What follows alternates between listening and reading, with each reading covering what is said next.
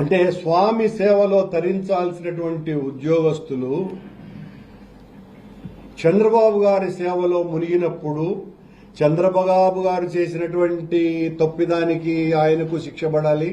ఆయన సేవలో ప్రభుత్వ అధికారులుగా ఉండినటువంటి వ్యక్తులు దైవ సేవలోనూ లా అండ్ ఆర్డర్ కాపాడాలనేటువంటి దాంట్లోనూ లేకుండా ఉండినందుకు వీళ్లకు శిక్షలు పడాల్సిన అవసరం ఉంది.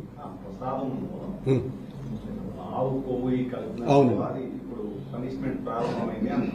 అవునవును భక్తులు మరణించినారు కదా, శిక్ష వాళ్లకు అట్లా కానీ నిజమే, కరెక్టే మీరు చెప్పింది ఏమి తప్పు కాదు.